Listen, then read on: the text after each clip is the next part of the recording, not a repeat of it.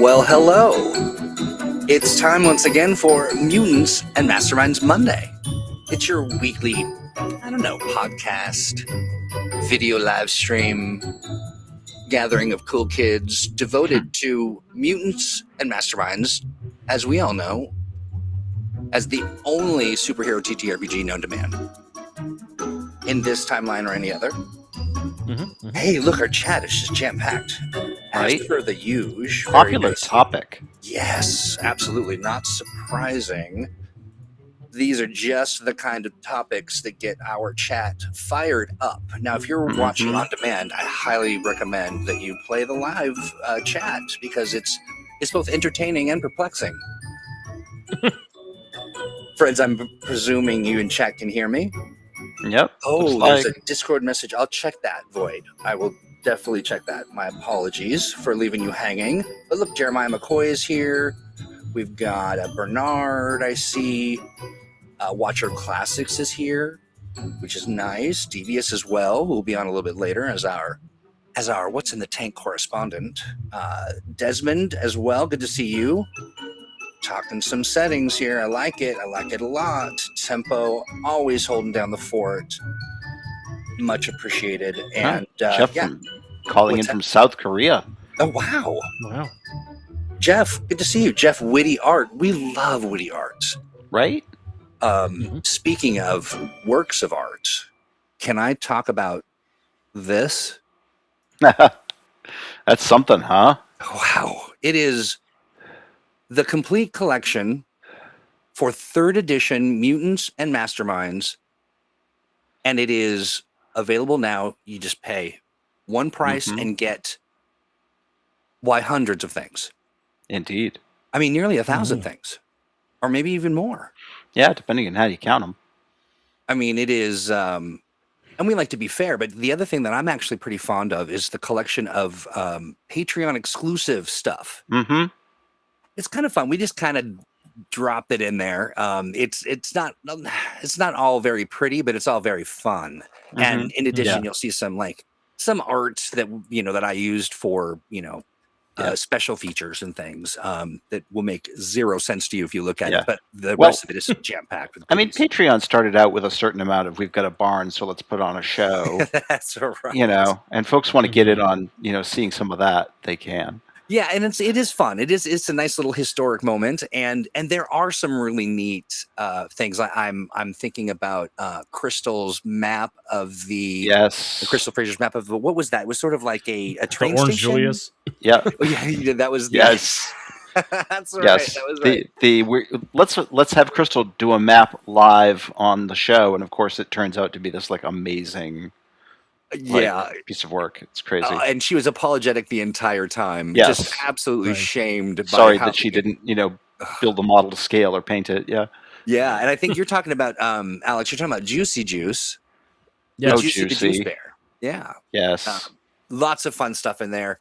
Really, I think that we might have included some of the texts. I think we had to because some of the stat blocks and things that when we started were really just text based. But we dumped that all in there for some fun. There's going to be plenty of POR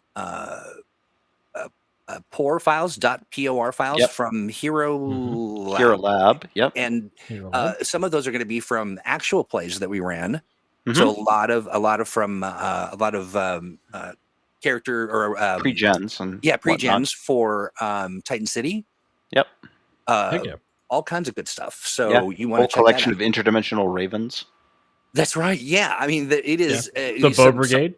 The Bowman That's Brigade. Right. That's right. Some Santas. You've got a few different Santas. At least three bad Santas. Yeah. At least 3 bad Santas. You can fit so many bad Santas in this thing. Right? I know, right? And the list goes on. We could really. Indeed. I mean, we had so much fun on the Patreon, much like we do with the Cape and Cow Club on the Atomic Think Tank. But now we've got it all in this bundle. And you can pick it up in, what was it, 70? Is it 79.95? Yeah, I think it's actually even less than that. There's a QR code right on the screen there, and I had as per the usual, I was like, get these tabs out of my face, and I closed the ones that I need.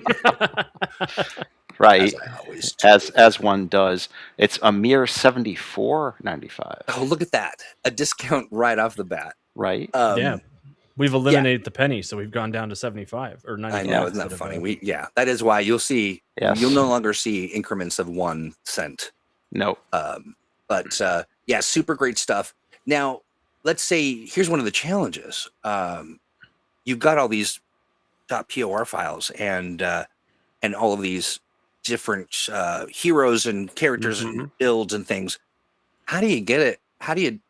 What if you don't want to use the Hero Lab anymore? Maybe you want to do something different. If only there were some sort of, software solution to that. There's got to be a better way.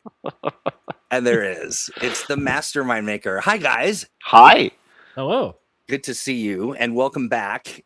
You were both gone. We had our dear friend Cassie came and held down the fort, and we talked about this very thing, the Mastermind Maker. Right. We've got the standard and deluxe, and guess what? It's now available. So Drive-Thru RPGs, they used to do software, but they stopped.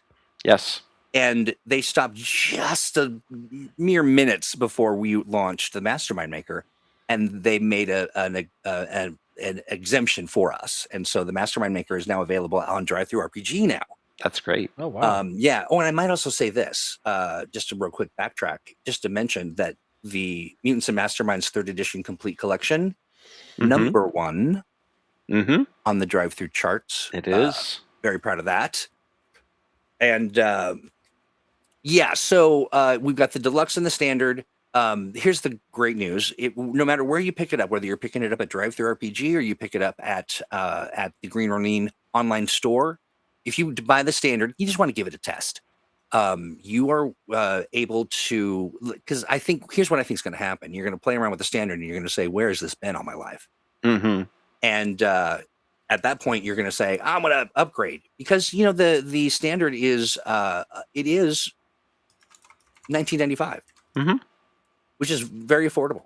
Indeed. And I must say also, kudos to our development pal, Cassie, who was really important to her that we provide an affordable option. So that was super. I really appreciated that, and to the degree that it's baked into the contractual agreement. And but what I think is going to happen is you're going to play the standard edition, which will give you all kinds of the features that you need, and then you're going to want the deluxe, because the deluxe has so many more bells and whistles. And what we've done is, if you pick up the standard edition, we'll give you a code that you can use to give you $20 off the deluxe. So you can upgrade very easily. That's right. Upgrade easily, get your money back on that standard, and maybe you play around with the standard edition and you like it, and it does all the things you need, and that's okay too. Sure. Those QR codes will take you to the Green Ronin online store to pick that up. And that is so I was really super excited about both of those situations. Having the complete collection and then having the Mastermind Maker is just a lovely synergy that people have been, clearly by the excitement and the attention, people have been really enjoying. So I love that. Well, folks can get, as you said, so much more out of the Mastermind Maker with all of the Hero Lab files in the bundle, because you can just import them right into Mastermind Maker and have a whole library of characters.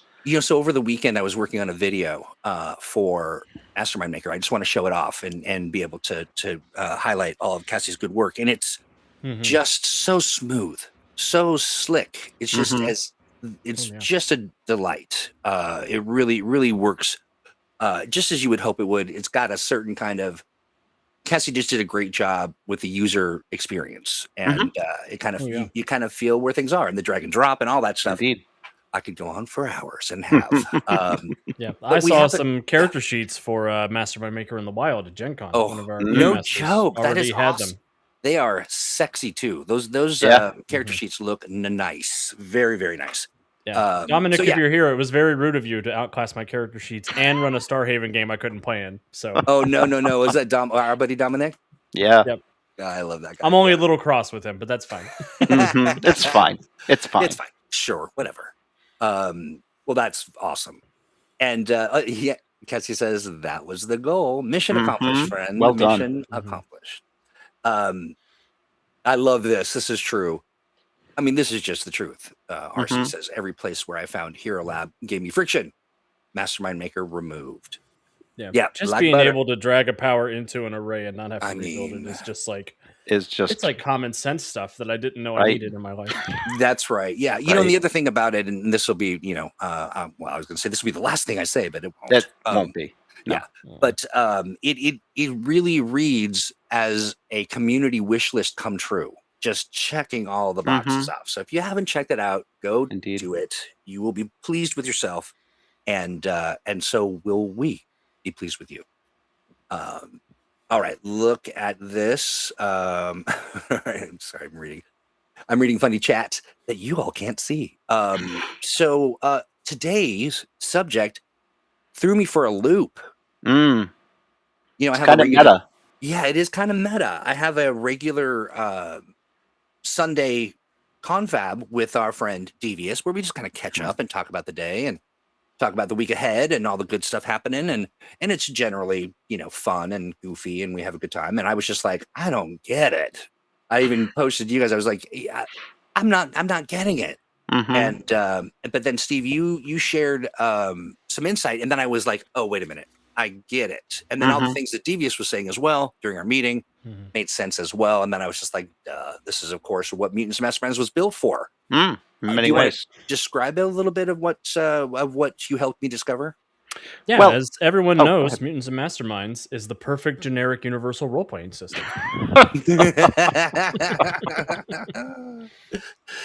Absolutely. Oh, you know what else I forgot? This episode goes out to Desmond. This is Desmond's idea. Desmond Dentresti. I'm so sorry, Desmond, for butchering that. That is my only real superpower. But a phenomenal topic, yeah. I hope you made it for the topic, Desmond, and to hear your last name completely butchered. I know you're in chat. I just don't know if you left. But you know what that means, friend. Then we owe Steve Jackson Games money, and that's right. Yeah. But you, friend, get a real life hero point. One that you can use in any way that you wish. Win an argument that you thought you lost, tell the joke that you forgot, rewrite an entire scene, or really whatever you hope to accomplish, you may. And that you'll know it when it arrives. We don't know, it gets shipped out in various different forms, and just when it arrives, you'll know. Desmond's in the UK, so hopefully he doesn't get caught in customs. Oh yeah, yeah, exactly. Hero points just skate right through, though. Oh sure, they do. Absolutely, yeah. They kind of come prepared for any of that, and no VAT. So there you go. Hey, there we go. All right. So as you were saying, Alex, Mutants Masterminds really, I mean, it has some things that features that you can use to flavor your narrative and kind of give you a little juice, or big mechanisms that can actually just heft carry the weight of your genre or whatever you're trying to accomplish, and help you get through it with some order, bringing some order to chaos, and helping your whatever your creative hopes and dreams are related to genre work, getting it done.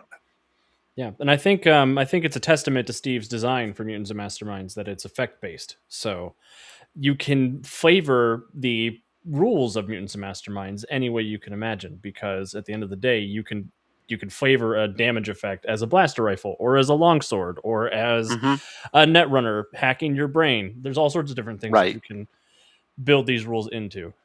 Yeah, agreed. Yeah, absolutely. And so now, when you think about a particular, we can do this a couple different ways. We can look at a genre and say, here's what we would borrow from Mutants and Masterminds to power that genre. Or we can say, when looking to fortify your creative idea with Mutants and Masterminds system stuff, this is what you should look at. I mean, which would we like to do first? Well, how about we start with the general and then go to some specific examples. I like it. So generally speaking, yeah. Yeah. So, I mean, generally speaking, what you want to do is to basically work your way through the chapters of Mutants and Masterminds with your genre in mind, and start right from the beginning and say, okay, what power level is this genre overall? What power level is the series that I want to run in it? And start with setting that as your baseline. It could vary anywhere from power level. I mean, it could be lower than power level 5, but things will start getting pretty limited. All the way up to beyond power level 10, depending on the sort of thing you're running. And then you just work your way through the checklist of Mutants and Masterminds traits. Generally speaking, you're going to be keeping the abilities as they are, but you might be thinking about whether or not there are limits on the character's various abilities. Then you're going to be looking at the skill list and saying, okay, in this genre, what skills are important, what skills are not important, or what skills are completely absent in some ways. The technology skill is going to be very different depending on what technology looks like in the setting.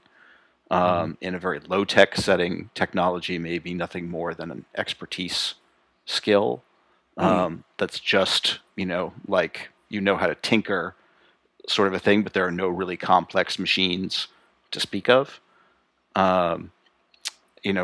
Some skills may take greater prominence, like riding or animal handling. Oh, right. Yeah. Or the like. And some of them may even be worth promoting from expertise skills to regular skills, just because they are relatively important to the setting or the genre, comparatively speaking. Yeah, and in that same vein, Steve, sometimes a skill becomes so ubiquitous that it goes all the way back to expertise because it's everywhere. Mm-hmm. Kind of like what we did with technology in the Valiant universe, where we broke technology into 3 different skills: electronics, mechanics, and what was the other one? Electronics, mechanics, and computers. Computers, that was the other one. Yeah. Yeah. So, a question for you both. Now, if we were creating a library of Mutants and Mastermind subsystems, what would the titles of those books be? Oof. I think that they would have to be something suitably evocative for whatever subsystem we were talking about. Right? Yeah. I mean, if we were doing a book of skills, we'd want to talk about something about being, skilled, the best there is at what I do. Right. Kind of thing. But so when looking at other mechanisms, though, like let's say, I'm going to just pull something out of my butt and hope that it's right. But like wealth systems or,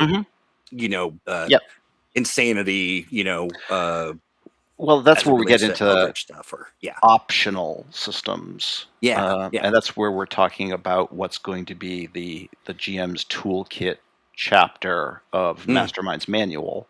Oh yeah, which is going to offer a bunch of optional systems or variant systems that you can plug in to Mutants and Masterminds and use if you want to, but they're not considered part of the core of the kind game. of the core system. Gotcha. Now, is there are we necessarily straddling both third and fourth edition in this convo?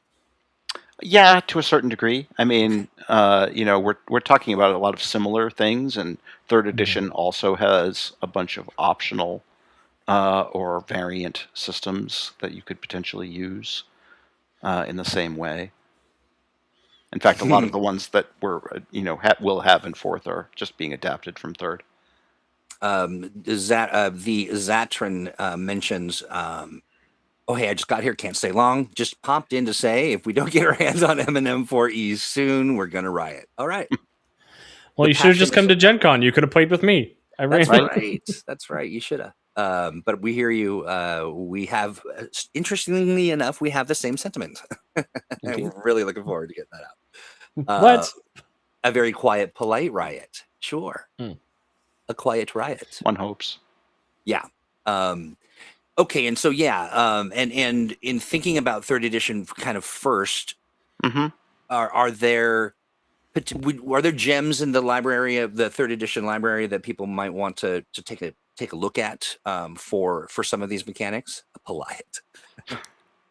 I think Supernatural Handbook is a good example of a source book that gets into variant and optional rules for genre for third edition. As far as that goes, I think you're going to find some useful ways to tweak and change the system to simulate a particular style of play. I like that. Does Gadget Guides introduce any opportunity to support genre? To a certain degree, in that it offers a lot more options for equipment. So things get a lot broader. There's a lot more, for example, Gadget Guides has a lot more detail on vehicles. And so if you're in a genre that's very vehicle heavy, or mecha, for example, Gadget Guide has guidelines on mecha. So those would be things that would be useful for particular genres that aren't in the Hero's Handbook. Yeah. Also, if you were playing something like a sci-fi space opera for some reason, and suddenly laser weapons are equipment instead of devices because they're so ubiquitous. Not to use that word. Right. Yeah. I could also imagine a kind of a post-apocalyptic world where you needed invention to, cobble together gadgets or something to help you survive or something. Yeah. Am I making this up? I think Time Traveler's Codex has rules for that too. It does. Okay. For dealing with different tech levels and that sort of thing. Yeah. Now, is there a measure? I seem to recall. I wrote this. So I wrote this kind of haphazardly. So forgive me if it doesn't make any sense. But isn't there an axis or a measure of slow progression for heroes versus sort of the standard? Well, technically there isn't yet, but we introduced one in Vigilante's Handbook. And you can definitely adapt that for other genres where that sort of progression would make more sense. Yeah, very interesting. Oh, Asian weapons section too for Gadget Guides. Sure. Yep, yeah. Good for other genres that focus on Asian cultures and the like. Yeah, let me check chat real quick. I licked my way through 4th edition. Yep, sure did. I had to say, please stop licking my bad guys. Right. Okay, well, that's how you get a con crud. It's a good way to lower their toughness score too. If you have acidic goo on your tongue. Delicious. It's a bad time. It's a bad time. Void mentions. Oh, sorry. Go ahead. Oh, it's just a bad time to be a Russian mobster. Yeah, sure. Yeah. What is the flavor of a Russian mobster? In 1936, probably borscht. Not good. Yeah. Right. Some cabbages or beets. Right. Yeah. A lot of boiled nasty and cigar smoke. Right. The Void Watches mentions the Super Team has some really nice tips on Sentai games. What's Sentai? Sentai is the Japanese sort of matching Super Team, genre where everybody's got their different colored uniforms and like the Power Rangers, for example. Yeah. Got it. And or in our case, the Magnaforce. Yes, indeed. I see you, Stan. Let's see. I did play with Alex and it was fun. Oh, good. That's great. Jeremiah broke something for wizard. So that's what you do. Well, there you go. Turns out even in M&M, if you physically grab a wizard and dunk them in the ocean and they have ice powers, they can't do anything to hurt you. It's great. Right? Oh, okay. Well, that's good to know. Put that in your file of facts, friends, and pull it up at a later time. If you can join them, beat them. Ooh, I love it. Okay, so I'm imagining, vodka soaked probably. That makes sense. So back to the subject. Yes. When we're looking to, I made some obscure references to genres that I learned about actually on this program as a host of this program, which was solar punk. Yep. The super, we talked about it. Gosh, I want to say last year sometime. And I love that as a genre. It's always kind of stuck with me. But then I also discovered the genre of Acid Western. Tell us more about that. Acid Western is a sort of it's a kind of a psychedelic take on the Wild West genre, but it's very much like grittier, and it's like a more of a focus on sort of disease and existential dread.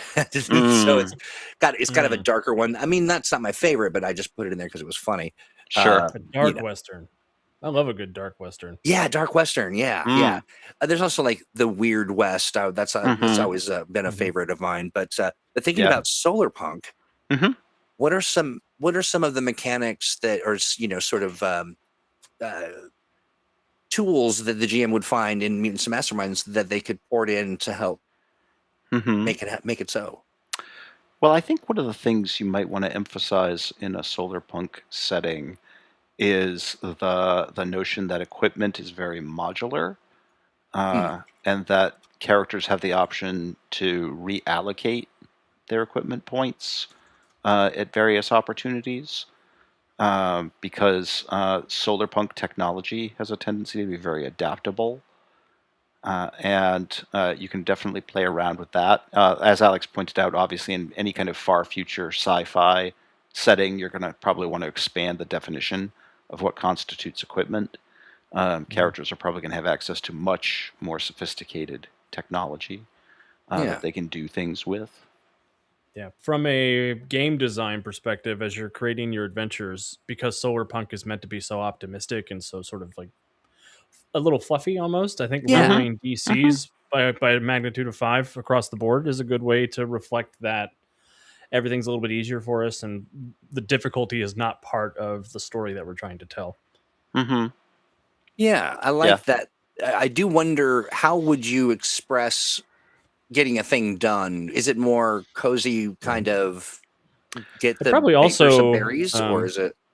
I'd probably also want to tinker with the bond rules in Age and the new partner bond advantage in 4E. I'd be looking at ways to encourage teamwork and community building and things.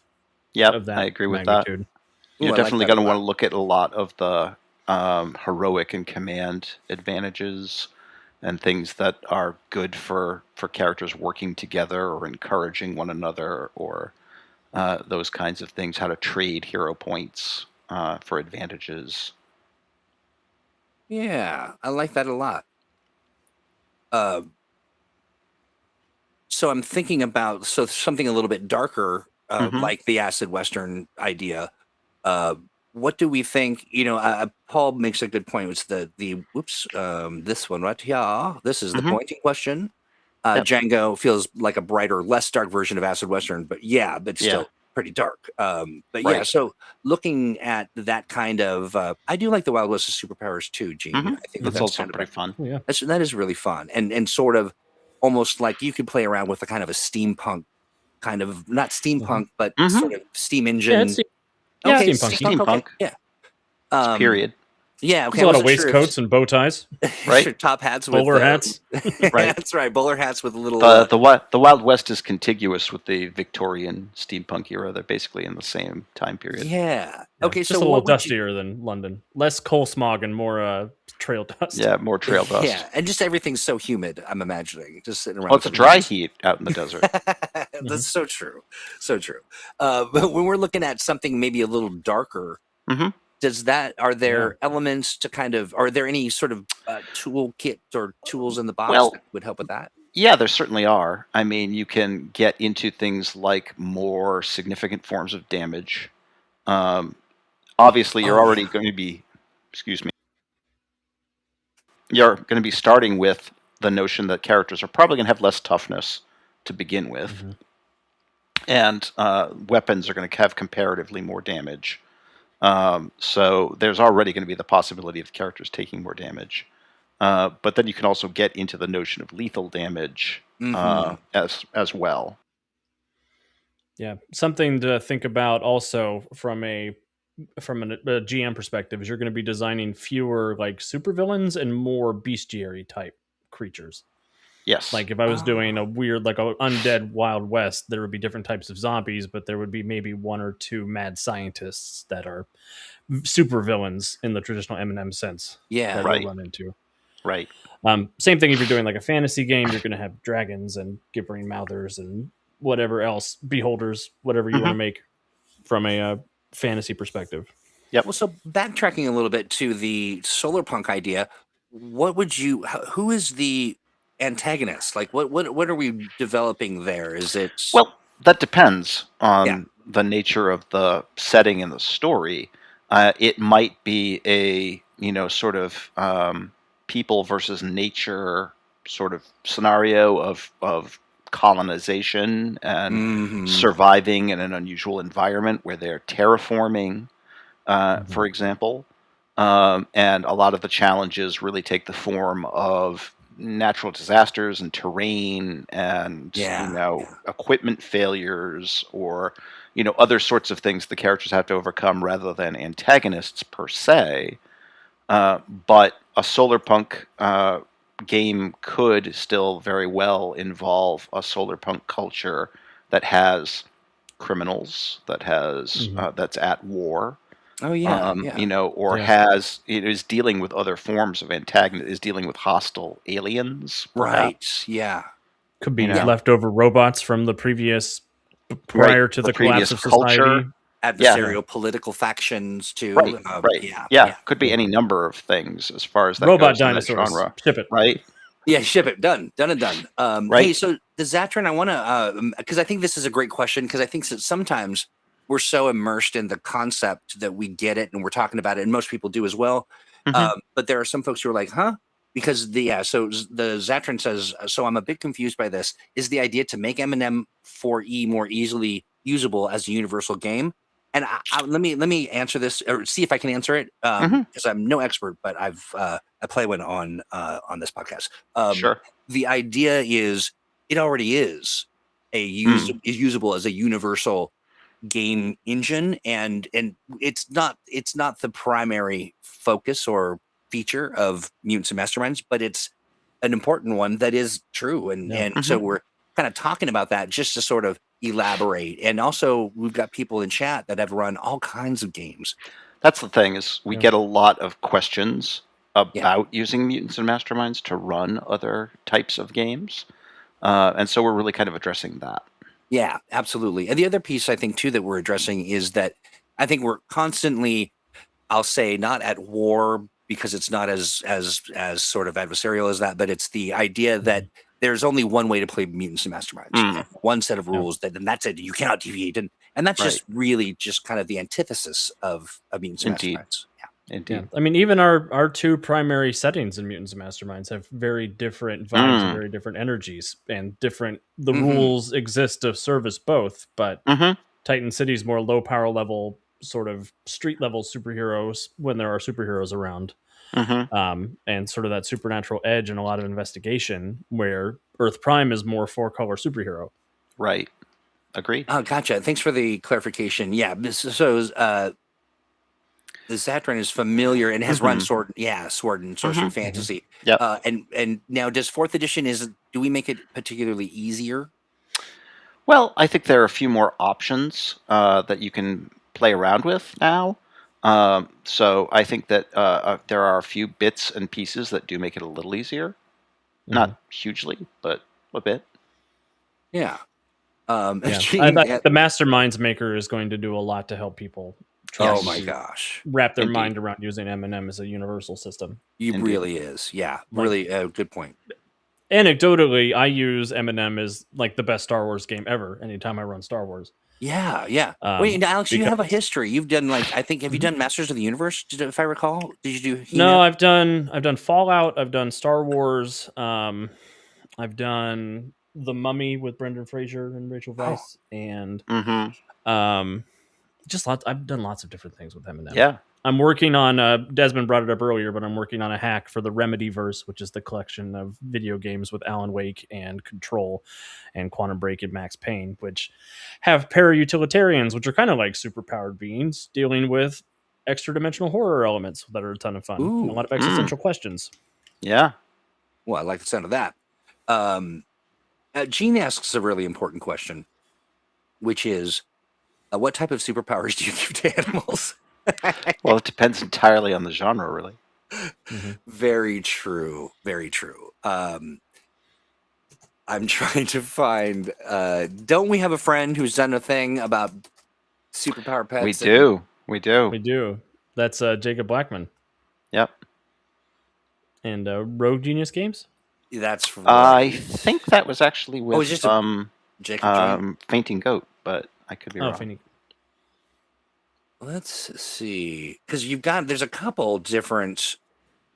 I mean, we made Jimothy 2 weeks ago. He had powers. Mm-hmm.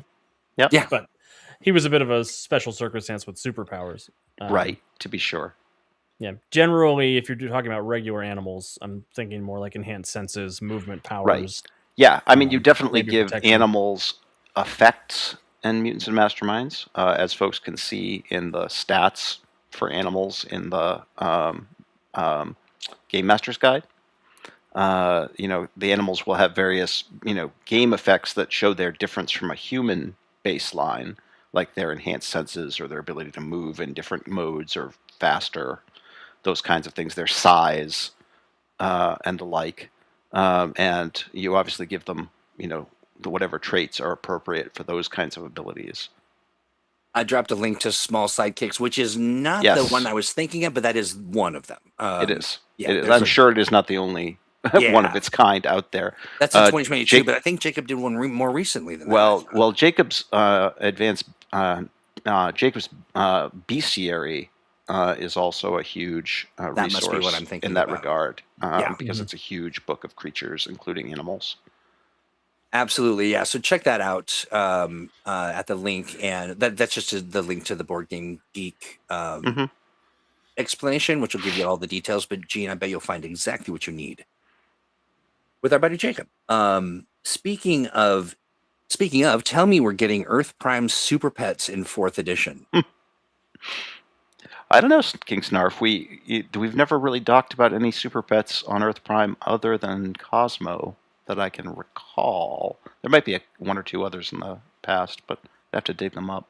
Is Cosmo the Moon Monkey? Moon Monkey, that's right. And his altered, or he's not altered, but his nemesis, a goon monkey? His alternate evil version. Yeah. Love that. So there you go. There's your one superpower. Not really a pet, but, Right. Could be. Yeah, I think Cosmo's a little bit more of a friend. Yeah, more of a pal, right? Let's see. Paul Ruiz says, I think, with Centuria's new status, I feel like she needs a dog or a cat. Yeah, I could see it. Oh, no, explain that. What do you mean, a new status? I could see it. Oh, I don't know if I'm supposed to say. I'll leave it up to Steve. Sorry about that. Centuria has an important new role in 4th edition Earth Prime. I see. The superpower pet, which I have talked about a little bit, I think, on the Cape and Cowl Club. Oh yeah, right. That's right. Yeah. But we can't share any more about that. Other than it would be nice if she had a pet where she is. Yeah. True. I could see Very that. True. I could see that. Let's see. I was just gonna read what Paul said, and it's nope, that's somebody agreeing with Paul. And Paul is quite right as usual. I'm a very agreeable guy, frankly. Where did the Paul message go? Anyway, it was something very brilliant. Here we go. I played a short series of games where the PCs were teenage mystery solvers, the Breakers, the world's greatest kung fu surf guitar band. Indeed. Glad to hear it. Because, even though the mechanisms that power sort of the Mutants and Masterminds, 3rd edition, 4th edition stuff, you can have some lighthearted fun with it, right? I mean, it's not all just absolutely, big grinding mechanisms that bring the world to a halt. Like there's some fun stuff you can do. What are some elements or things that you would incorporate into a genre that was focused on, like, let's say, I don't know, Scooby-Doo? I think that's where interaction skills really shine a lot. And characters who are good at deception and persuasion and even intimidation have a big role to play, especially when there's no actual combat happening. Right. There's going to be a lot of setting clever traps, and having abilities to do that. And that's going to be really the sorts of things that determine, and of course the character's investigative. I was just going to say, skills. Yeah, right. Yeah. A lot of really good chase scenes with doors opening. Oh yeah, right. Yep. Definitely play up the chase rules, and make good use of those. Oh, what I just thought about? That probably, when you think about Shaggy and Scooby, they're pretty much on a perpetual sort of complication. Oh, complication loop. Yeah. Yeah. So that could be a lot of fun to play around with too, which is, of course, one of the features of Mutants Masterminds that I personally love. It's just the complications piece. Is just really gets gets the heart of role play. And very fun. Like a lot of similar stories, it plays in a similar way to the way it's laid out for superhero stories, in that the characters encounter a lot of complications early on, get a lot of reversals or difficulties to overcome. Yeah. Rack up hero points doing it, and so at the end they can, save spend the day. them all and succeed. Yeah, honestly, rebranding hero points as Scooby Snacks nails the philosophy. Don't you think? behind I mean, Yeah. it really does. Absolutely does. It Absolutely really does. Yeah. Would you act in genre for a Scooby Snack? Right. Right. You I do would love have that. you would have to decide if you wanted a table rule about whether or not eating them counts as using them. Right. And then the mystery machine, right? There's got to be some vehicle rules or something that you can, incorporate. Occasionally you get a little, sort of a chase scene or something like that in there to play out. Yeah. It came up a lot in Mystery Inc., which is the best version of Scooby Doo. I will die on that hill. Fair. Fair, absolutely fair. And then would you go ahead and I'm trying to think of any. There's not really combat, but there, like we were talking about earlier, there's chase scenes. Yep. And so you could really drop combat and just have chase scenes, and that could be fun. You really could. A nice. You really little, could. And you could add, in addition, the usual chase scene has basically the either you escape or you don't, binary option. It is. You can also add the you lure the person chasing you into your clever trap option rather than escaping from them. Jeremiah mentions the how many marijuana oblique references to get a Scooby snack. What's funny is that you could actually have a mechanism of how stoned is Shaggy and Scooby. Right. Yeah. The number is 420. The number is 420. Right. It has Obviously. to be. Yeah. Yeah. Traps and things. That's a great. Yeah. That's great, Desmond. Yeah, and if you did still want to engage with the combat mechanics, you could just flavor those traps as the effects of the Scooby Gang's attacks. Right. Like, yeah, absolutely. It's a snare attack. They just don't have damage as an effect. They have other. They have other conditions that they impose. It's pretty remarkable that Scooby-Doo and all of its characters, they really have become sort of iconic in their own right, and really, they have no business being so. What I'm saying? Like, it's just the concept is just sort of like, where do these kids live? How do they eat? What do they pay the bills with? They're just nobody cares. Nobody cares. They just love it.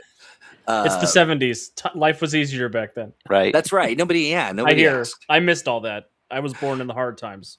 A bunch of kids riding around in a van from town to town, solving mysteries as they did in the 60s. Committing credit card fraud. They just don't show that on screen. Right. Well, this is funny too. This is the idea of taking something like that, something fun and light, and then giving it a spin and making it a little bit more, serious. Could also be a lot of fun. That Shaggy meme is one of my favorites. I Yep. like when they lean into it. Yeah, that's awesome. Yep. And we know it's, absolutely canon that, the Scooby Gang has met Batman and Robin. So they're already superhero adjacent. That's true. And the Harlem Globetrotters. Yeah, they beat Joker and Penguin. Yep. That's right. And Warden Maximus, they were trendsetters. They were Van Life before Van Life. Without a doubt. Yeah, 100%. The Void Watcher says, to my understanding, they originate from hippies dodging the draft. Indeed. Yeah, sure. That works for me. That's a fun commentary and a good origin, I think. How to turn archetypes into low PL like 8 or 7, says Gene. It's kind of a related to a degree if we're talking about, yeah. I mean, mostly it's the process of lowering all their relevant numbers, to the right level. And then, starting from that point, I would basically look at all their power level limited traits, knock them down however many levels difference it is, add them up from there and see where you're at, in terms of power points. You should be getting close to the amount you want. You might have to then drop some other traits, usually extra powers or skill ranks or the like.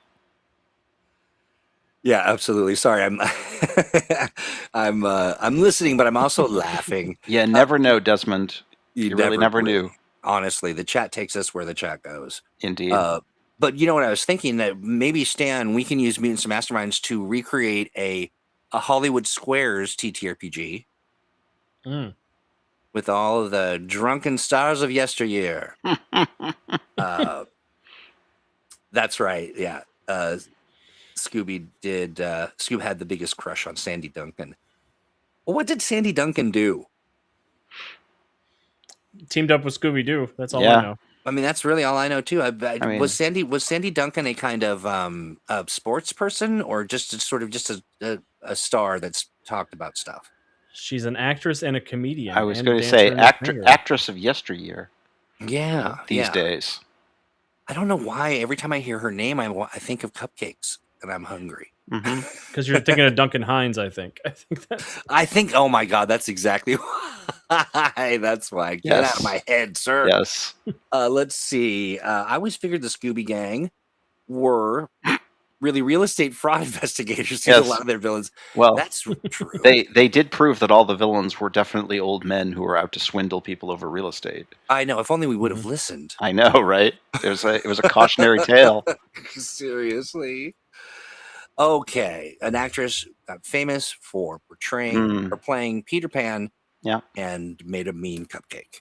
Oh my gosh, it's 3:47 Pacific time. That means we're running out of time.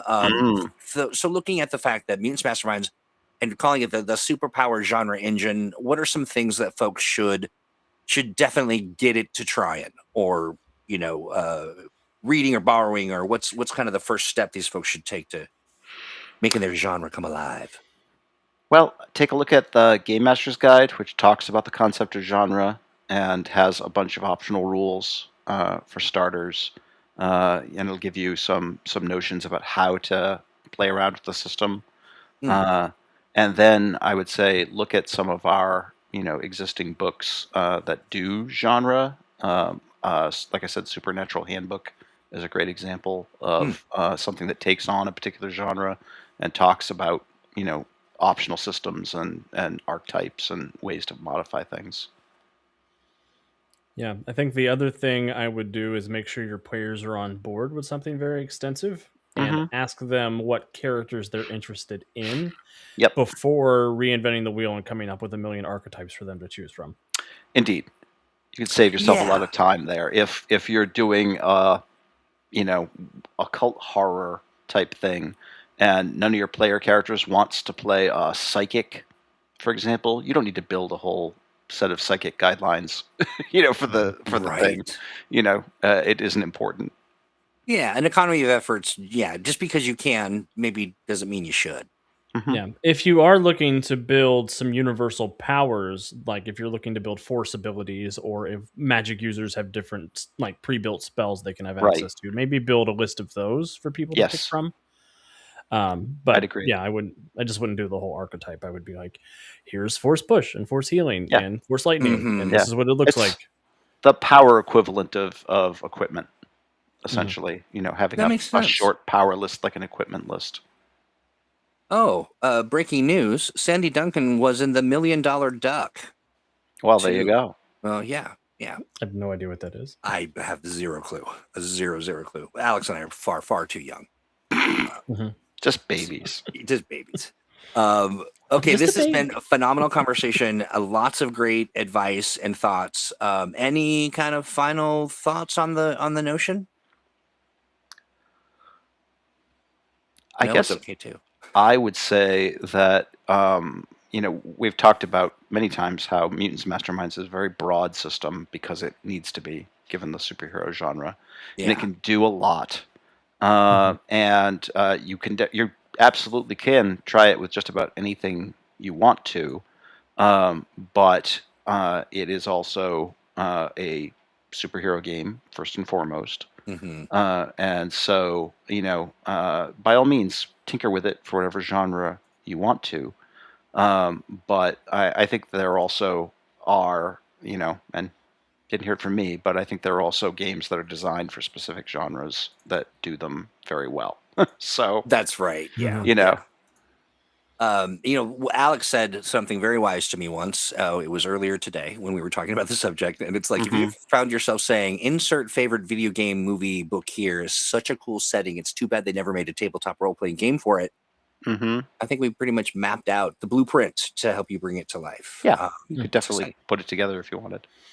Very, very cool. Okay, well, so listen, we are now at the end of this portion of our program, but first, let's do this. What's going on in the Steve Kenson cinematic universe?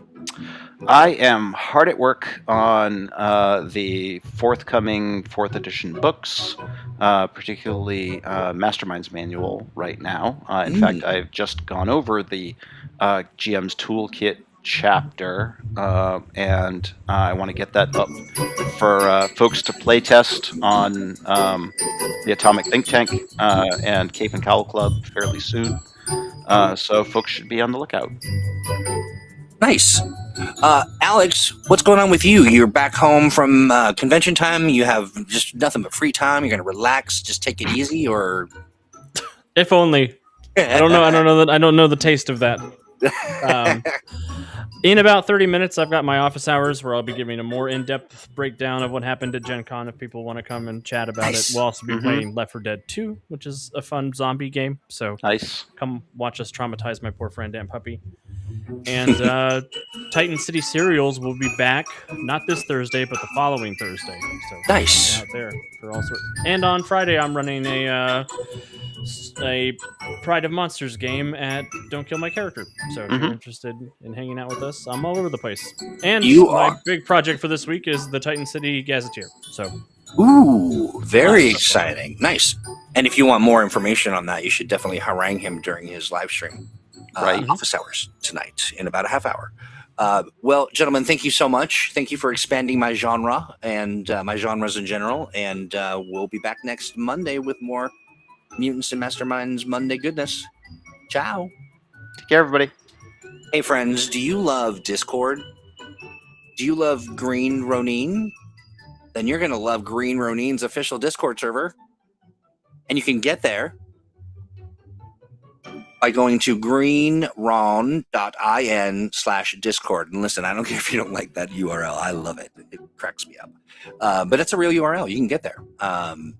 And you can hang out on the Green Ronin Atomic Assembly Discord server. It's our official Discord server for Green Ronin. So get in there and hang out, ask some questions, have some fun, look for some games, have a party, do all kinds of good stuff. I can't believe it's already the 10th.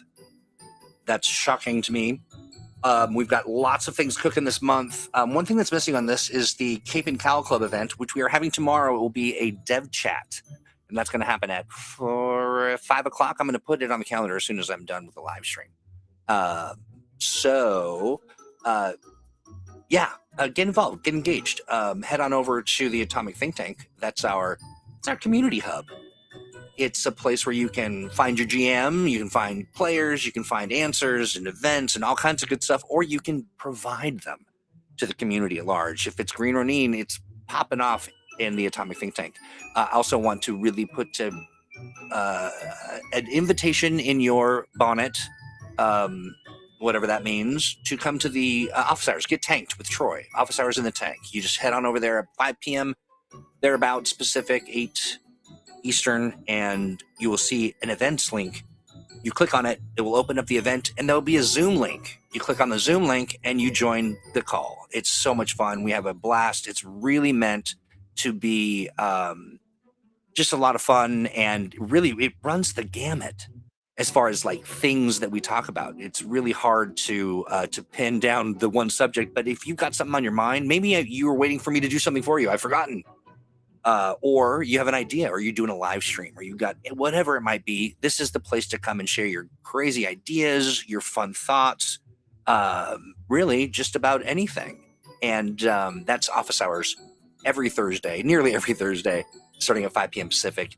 You'll find all the details at the Atomic Think Tank, which you'll find at atomicthinktank.com.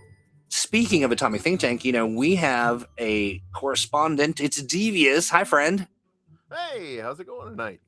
It's going really well. You're a little quiet for me, and I'm not sure if it's just me, but I'm going to bump you up a little bit and say welcome to the stream, my friend. Hello. You are very quiet. I don't know why I'm very quiet. I'll go ahead and try my best to speak up here. Let me also see if I can adjust my own personal volume level. Un momento, por favor. Yeah, but no problem. So for folks who are wondering, I'm saying, sorry, I'm screaming in all caps, but I'm typing with one hand, and my other hand is firmly pressed on the music button that is somehow switched and is not playing on its own anymore. I have to hold it down. Let's check in with Devious. How are you doing now? I am doing my best to try to that's up better. the volume. Not as quiet as you were. Okay. I will avoid you are the first one on my travels after this program. I will stop by you first. Okay. Groovy. There is a question that Bernard just asked in the chat. What time is the dev chat tomorrow? I posted. I just addressed that. Yeah. 5 feet. Don't worry about it. I got the chat under control. Why don't you tell me what's going on in the tank? I think I will do that, sir. First of all, two great bits of news, or one great bit of news. The Diamond Comic bankruptcy war is over. Odyssey is still to come, but they reached a settlement. You can read more about it. I've put 2 items there, one from Publishers Weekly and one from Bleeding Cool News. You can read more about it.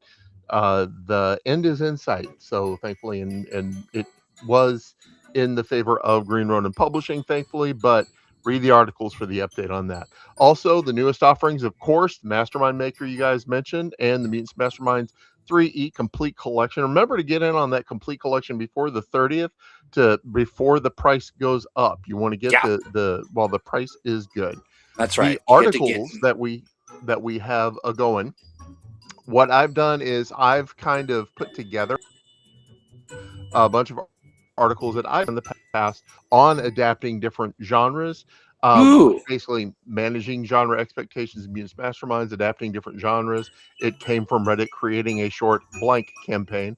Also on the different genres we visited, everything from teen heroes, teen love, shonen, anime, mecha, manga, solar punk, noir, Spies, Lies, and Wise Guys, Bronze Age, building a pulp era, and Stress, Fear, Madness for horror type games. I put that all together for folks. You did an article on Solar Punk?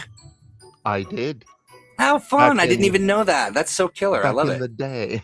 Back in the day. Yeah. It's been a while. On that one. Also, of course, we have the absolutely fantastic work, ladies and gentlemen, of Paul Rua, doing his Hero Forge thing. And what he did is basically Matt Mabray came up with the Lil Liberty League, and Paul has done them all. Here we have Dickie Doohickey. My God, what a fabulous name. Dickie Doohickey. That's right. Matt Mabray is quality stuff here. Miss Whammy, Jane Q. Public, The Greyhound, and Betty Booster. And just look at this. Dickie Doohickey. My gosh. That's Dickie Doohickey. Absolutely. This is like Little Rascals. She's an Appalachian witch. That's Miss Whammy. That is so. It is Little Rascals. I know. It's just fantastic. Awesome. That's The Greyhound. And of course, we have Betty Booster. The unofficial member here, I think. I think that's one that Paul wanted to add, Betty Booster. And all fabulous stuff. Paul is such an amazing talent, brother. I appreciate you so much. Just super fun. Absolutely. Now, we also have an article button on understanding skill ranks and basically of what skill ranks mean. He's gone through and done a little article on that. Very good read. Check that out. And also Chris Davies got in there with the cosmic gems of interstellar legend. Not to be confused with the Infinity Gems. In no way, shape, or form, these are legally separate from the Infinity Gems from Marvel. No gauntlet included, just to let you know. In any event, we also have in the Aegis files, remember a reminder, you can't share a POR file or the new Mastermind Maker files, but you can share a zip file. We do want to encourage you to do that. And of course, what that Chris means, Davies, just we had some confusion. I just want to clarify. You can share those POR files and the what was it .mm? Yeah, I think it's MML or MM3. You can share them in a zip. It's just that the mighty networks they don't recognize they don't want us to be I guess distributing viruses or whatever, and so that's just not that those file structures are not recognized, but you can zip them up and they're fine. It's not illegal to upload, so yeah, no worries about doing it. Just do it in a zip file. Right. And then he's of course bringing it to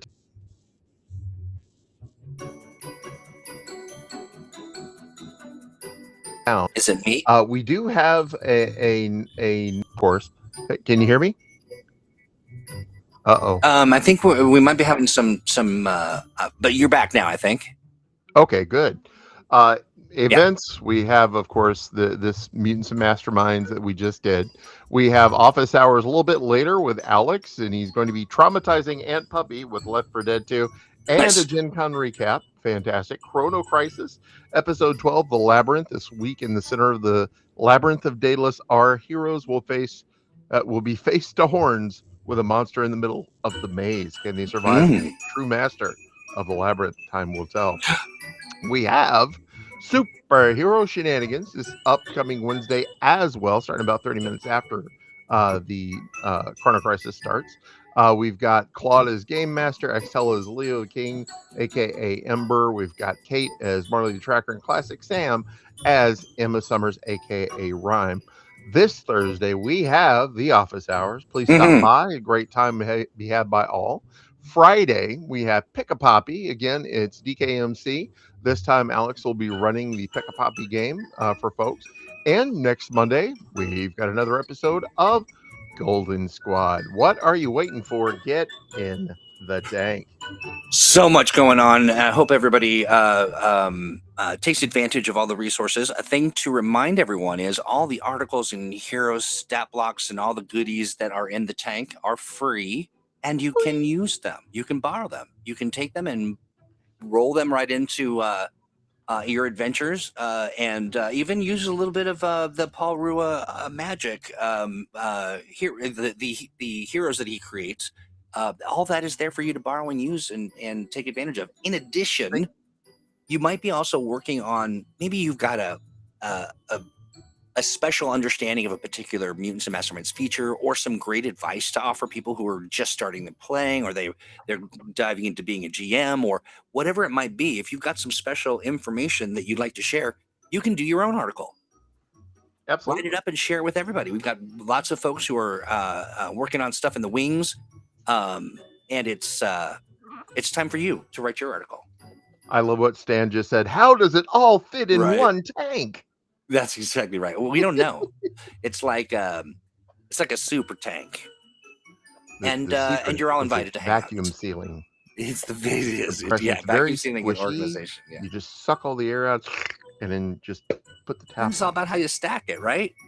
Exactly. All right, friends. Well, I think there's only one thing left for us to do. Oh, what's that? To say goodbye. Bye-bye. Thanks, everyone. Have a great rest of your week. We'll talk to you. Oh, don't forget to come back for Thursdays. You've got good stuff coming. Bye-bye now. Yep. Bye. See ya. See ya.